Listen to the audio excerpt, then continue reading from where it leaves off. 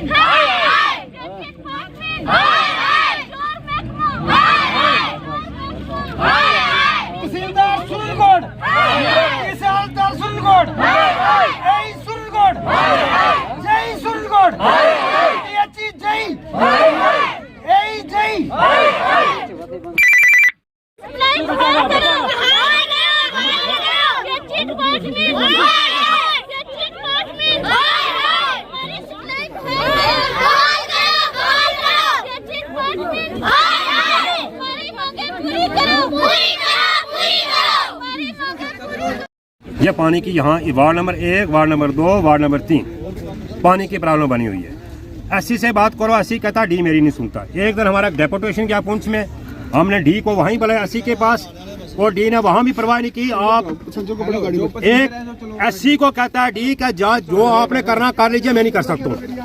जब एससी और डी की यह हालत है तो दूसरे स्टाफ की हमको क्या कहें। जय ये कहता है कि यही मेरी नहीं सुनता, यही कहता है डी नहीं सुनता। एक सुमित भाई, यही डी कहता है कि एससी मेरी नहीं सुनता।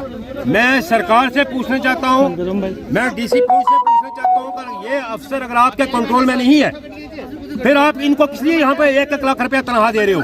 इनको यहाँ से दफा करो। मेरी एक ही डिमांड है, मैं वार्ड का यहाँ काउंसिलर भी हूँ। मेरी सबसे गुजारिश है, मेरी एक ही गुजारिश है कि अगर आज और कल 2 दिन हम वार्निंग देते हैं, 2 दिन के अंदर डी की ट्रांसफर होनी चाहिए और पानी बहाल होनी चाहिए सप्लाई।